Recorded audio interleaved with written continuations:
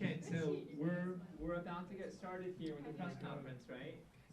So listen, it is key, students of mine and Mr. Urban's, that you guys are ready to go with your questions, right? We'll go one question, let them answer, boom, on to the next question, on to the next question. We don't want to have a long delay between questions being posed, right? So you have to project loud enough so that they can hear your question. You also want to enunciate so that your questions are clear, clearly heard, and then let them roll with their answers, right? If you think of a follow-up question that would make sense, like chime in with that follow-up question. But we want it to be kind of like one question, responses, another question, responses, another question. Like the question should be, ready to go, reload, asking their question. Do you guys have any questions before we get started? Yes, we're going to ask the question from our seat. So we're not using any microphones in the classroom. Just project your voice loud enough so that they can hear. Take your time. Again, this is practice for us, right? So no pressure. We're trying to have fun with this exercise. But it's also meant to give us insight coming into Friday's big game at Verrado, right? It's a huge playoff game. Okay? No order. It'll just be like, be ready to go here. And why don't you raise your hand and I'll call you and then you can fire your question. Does that make sense? Probably the best way to kind of handle these. Okay? Okay.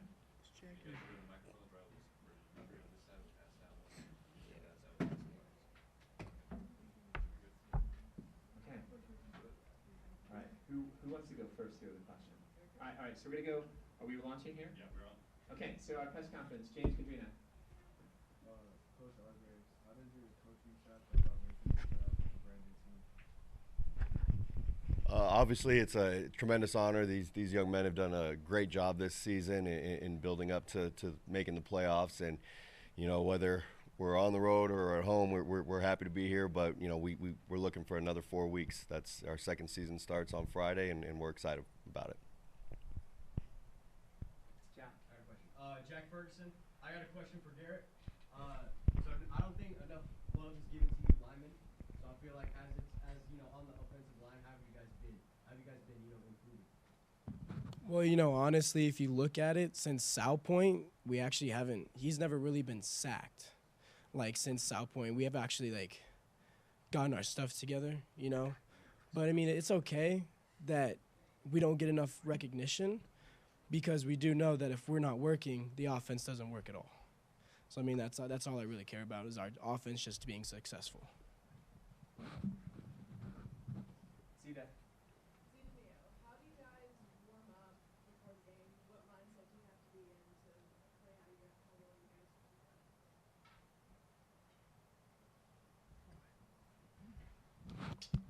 I think all of our mindsets are pretty much the same. Most of us are locked in the locker room, or some of us are trying to get hype in one corner, and it's really making sure we watch film and being focused for the game ahead of us and not being stupid, like maybe falling around or pushing each other in the locker room. So I think the mindset going into a game is just be focused and have fun basically at the end of the day, because if you don't have fun, then you're bound to mess up.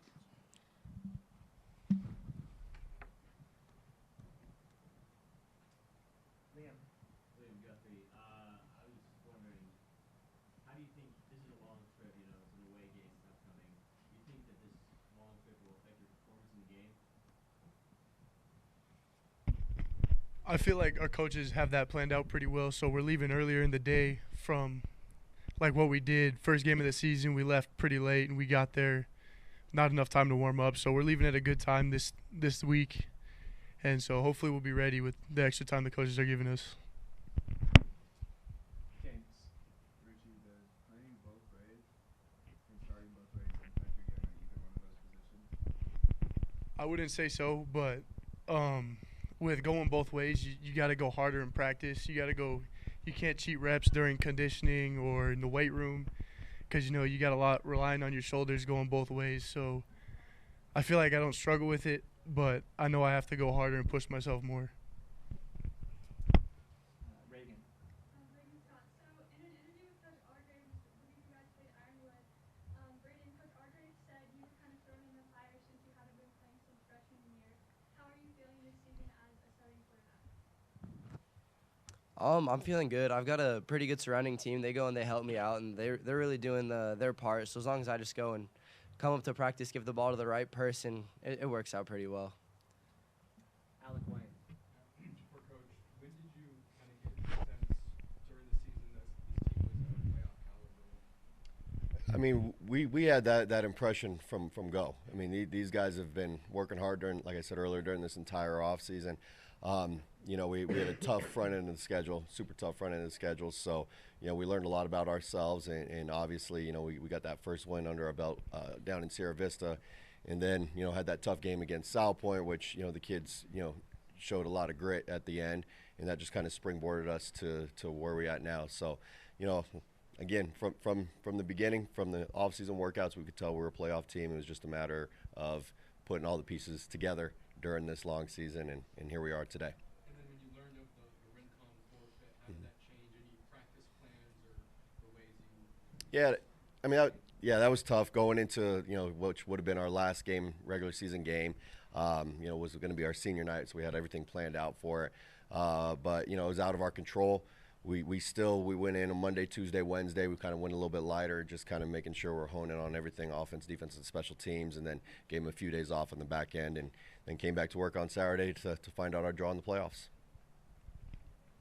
Okay, I'll ask a question, and then I'm going to pass this around so we can do the questions.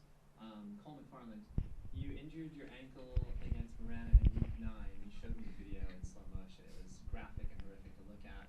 What's your status on your right ankle right now? I've been feeling a lot better lately. You know, it's, you know, low ankle sprains. That's stuff that you just need to give rest and ice to. So, you know, I'm just getting treatment with the trainers. I'm continuing to do so, and I feel a lot better than I did back then for sure. So I'll be at full go on Friday. Coach Argraves, can you tell us anything looking at film from Verrado? I looked at stats. I haven't looked at film yet. I'm going to look tonight and tomorrow to see. But you guys match up very closely statistically, so I'm expecting a really close, tough game on Friday night. Yeah, I mean, you got an 8-9 matchup, which is, you know, you always get pretty similar teams going into it. But, you know, Verrado, you know, they got three pretty darn good receivers that we got to watch out for. They got a quarterback who's pretty mobile in what he does. Defensively, they like to run a lot of man coverage and stick on it. So we'll try to hopefully expose them with our passing game a little bit there. But yeah, we're excited to get after it and see a team that, you know, playing up in the valley. That's always a little different. You know, we down here when you play, you know, Southern Arizona teams, you see them on film week in and week out. You know, so preparing for a team that we haven't seen on film much, that changes things up a little bit. But, you know, we prepare the same, and we're going to it with the same mindset, and that's kind of what we have to do week in and week out. And mentally, psychologically, have you talked to these kiddos about the focus and about the intensity that will ratchet up because you're going into a playoff game in a hostile environment? Yeah, and that's something we've been hammering on, you know, all season long, preparing for the playoffs. Knowing that, you know, second season, it's a you know, winner go home atmosphere, and it's big time. And, you know, right now in Southern Arizona, there's 5 teams that are playing this week, so that's a big honor for these young men, and you know, goes into the hard work that they put in. But they know the expectations, they know what they're ready for, and they're hungry, and it should be a very good football game on Friday night.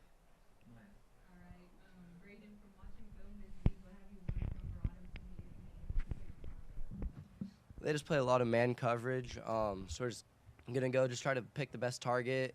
We've got a couple different plays in that'll go and try to expose them for the coverage that they've got, and we're just looking forward to a fun game.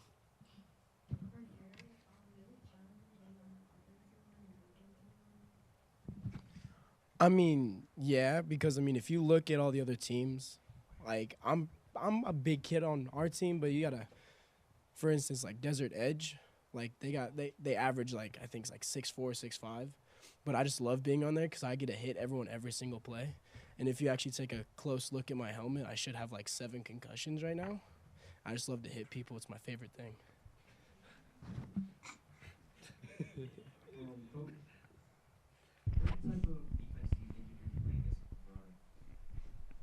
You know, a fast and physical style defense that we've been, you know, putting out there the last 10 weeks.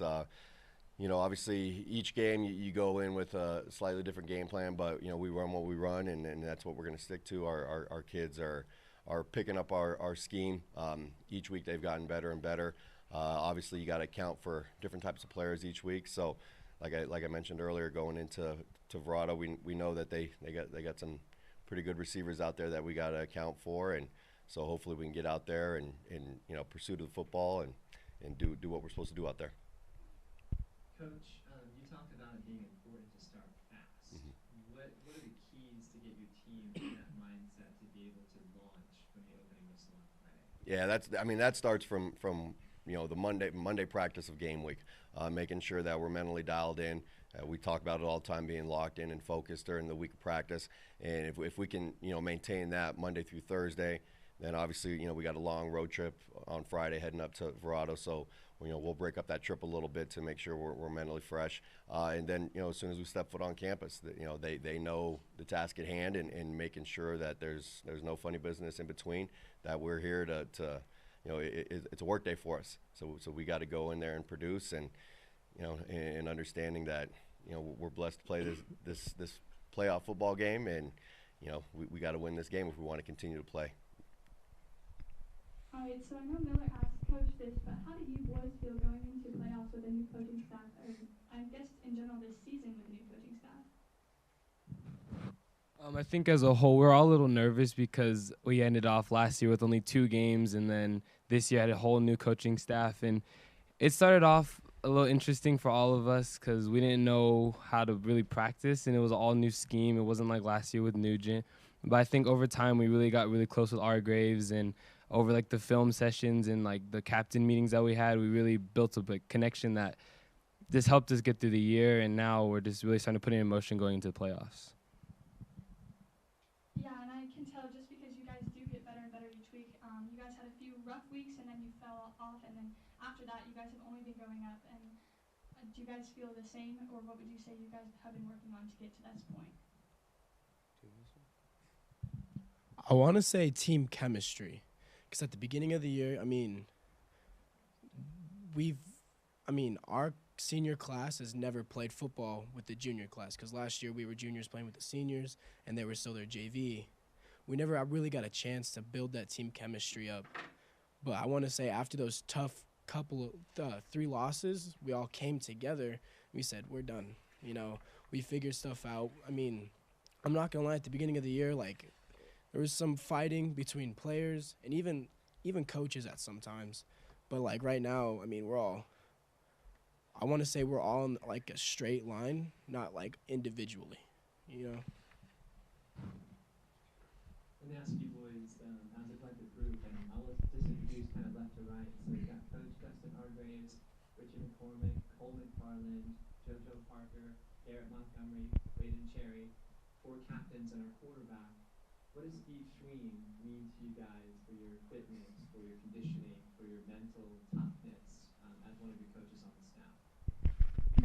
Well, Schween's the man. He pushes us every day because he knows our goal. He wants it just as bad as we do. So every day we go in there, we try to be present, live in the moment, work on the task at hand, and he wants it as much as we do, and that's pretty awesome when you got a team chasing a big state championship and a weight coach that pushes it and wants it just as much as you do. For Braden, in what ways are you better now than you were at the beginning of the year? I know the playbook a little bit better, know really more what to expect. I've gotten better at watching film and knowing what to look for, and then I don't know. I haven't really done anything that much differently. It's just we were just coming together as a team better, and the play calling, Coach Nightingale, he's a great offensive coordinator. He calls some amazing plays, but he's gotten better at knowing what our offense is really, what we excel at and what we're not as good at. And what have you been most proud of your team during the winning streak? Well, they've just been coming together as a team. They've been doing great, always going and building each other up and going and holding each other accountable. They're just going and really playing some really great football, and it's just great to go and have that winning streak.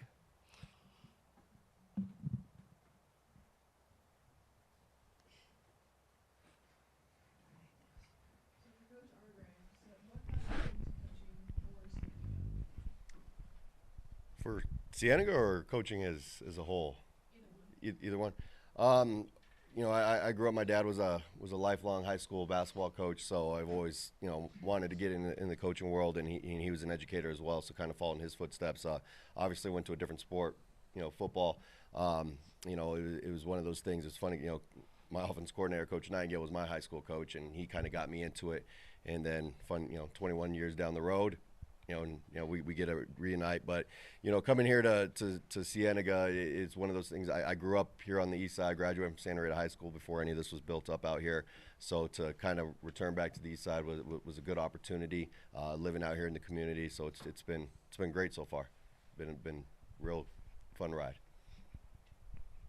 So bringing it back to the kind of Schween topic, I know he always pushes every athlete in the weight room to focus on today, but do you guys feel he pushes you harder to focus on today or focus on the game today? Because I know when I interviewed during homecoming, you guys had said you guys never look in the future, you only focus on what's happening that week and the team you're playing that week. You know, Schween probably pushes us harder than any other coach, at least I think personally, and he's definitely one of the most motivating guys that I've ever been around. And one of the things that he always preaches to us every day is to be present. And, you know, I think our team has really taken that to heart, you know, just not getting too high, not getting too low, just doing what you have to do, you know, do your job. And I think that's been one of the things that's really helped us as we've started to, you know, climb and get better and better each week.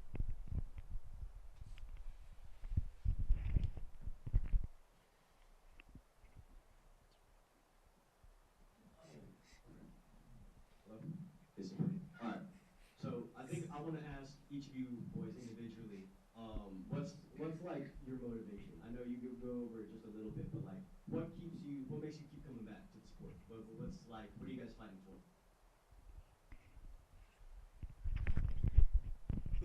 Just the love I have for it ever since I was little. You know, I have hopes to play in college. You know, hopefully, you know, if you can go farther than that, you know, that's every kid's dream. But it's just been a burning passion ever since, and it's a family. It runs in the family. So yeah, just my passion.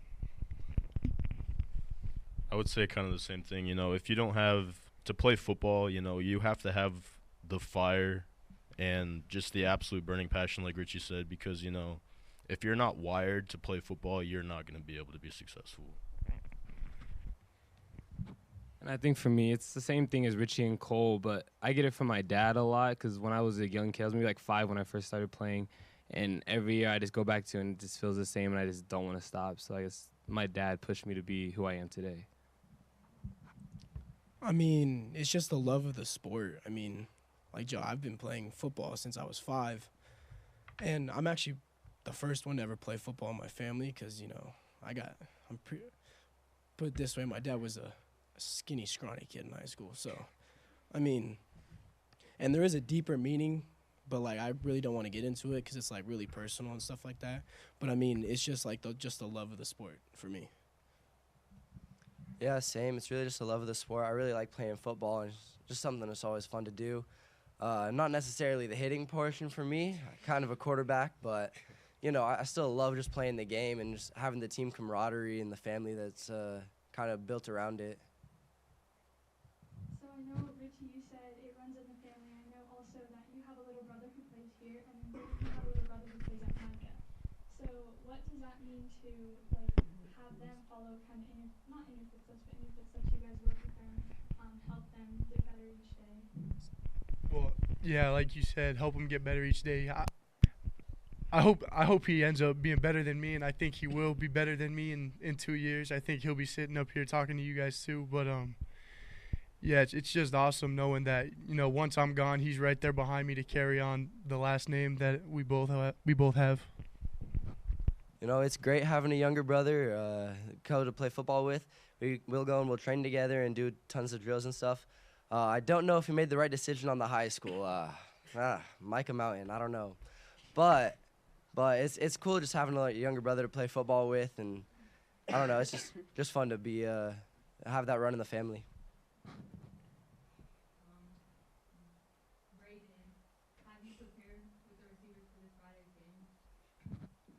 Yeah, I mean, there's practice. We're getting some extra reps in afterwards as well, and just trying to go and do the best that we can for the game coming up.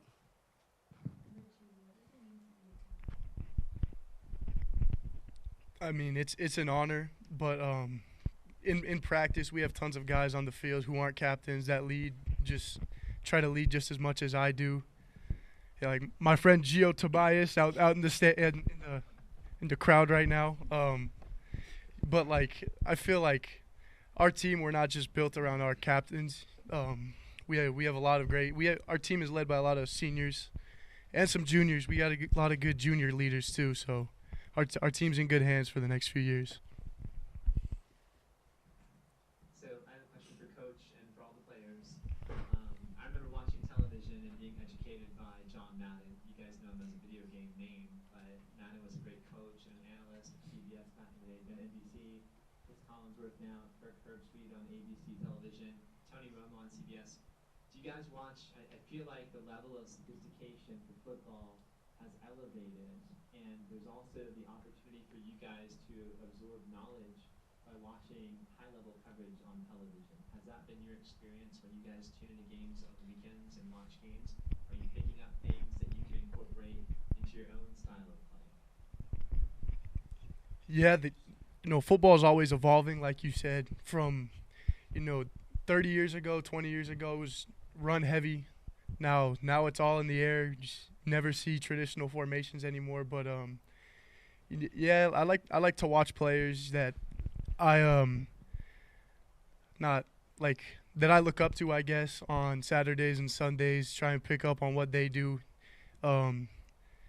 I guess to be a great football player, you got to be a student of the game. So every Sunday, Saturday, studying film, picking up on anything you can to make myself a better player.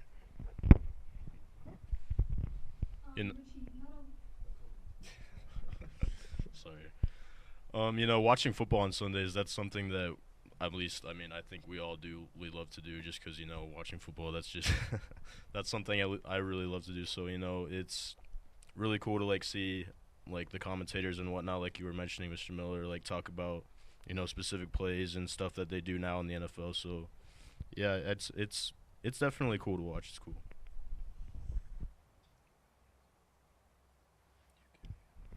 Alright, so Richie, like you said, not only being a student of the game, but academically you guys have to keep yourselves high. Like you can't let your grades slip or anything. Do you think coaches are also on top of you for that, and make sure you guys are always able to play?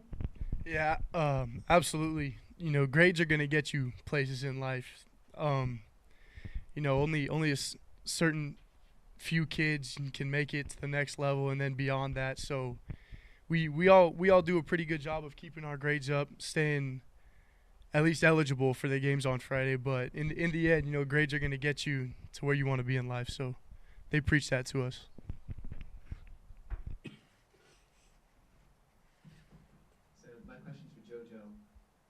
Without Elias in week 10, who I thought was, wrongly rejected, Brady Nyquist, Verrado, but Brady Belts did a great job filling in at free safety. He did. Christian Hawkins, I think, also spelled a little bit back there. Can you talk a bit about the chemistry that you have with your fellow safeties and cornerbacks defensively, because you guys have been very solid this season? The chemistry I have with Yaya and Brady and Blue actually is just huge. And when we missed out on Yaya, that hurt, because we talked a lot before every game. But when Brady stepped in, he made a huge impact. I think he had a pick, and then right after he scored a touchdown. So it shows that all of our safeties can really step up when needed, basically. And I think our chemistry is unmatched when it comes to in games, and we always know if someone needs a breather. Usually I'll just cramp up or something. Blue is always right there, and it shows. It's not funny. And anyways, it shows that we're all ready and prepared. And coming into this game coming up. They have some threats that we're aware of, and we're planning to do what we need to stop them, and I feel like we'll be ready for this game.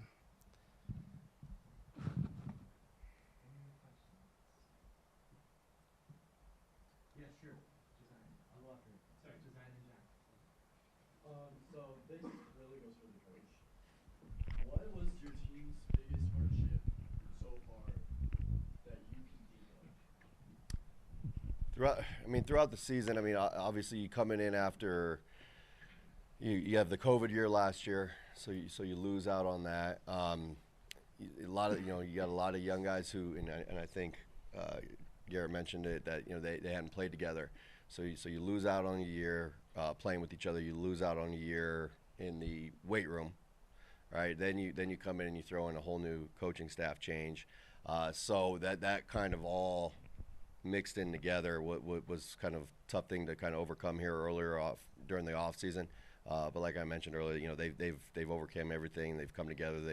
They've worked hard to get to this place, and now here we are. But I think that was probably the biggest hurdle that we had early on. Okay, so I feel like ever since, I think since at the beginning of the season things were just a little bit rocky. I mean, from now on, you guys have just been improving. I feel like this is honestly. What do you guys think about how? Sorry, I read this wrong.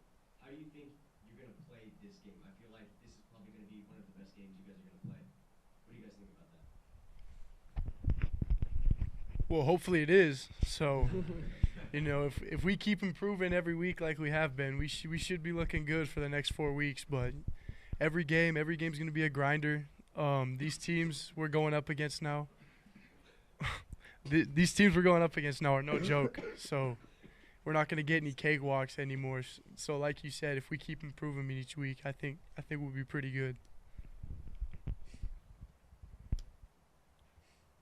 I think also you guys did have a rough week against Sunnyside, and you guys were all sick, not feeling well on the side, hurt.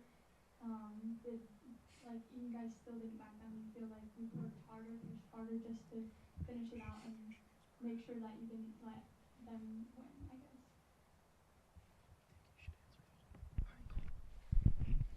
Yeah, that Sunnyside game was definitely a fun one. But, like you said, these past couple weeks we've all been sick and injured. And, I think that was actually one of the benefits of not being able to play Rincon when they forfeited. So, really having that extra week to be able to, make sure we're all healed up.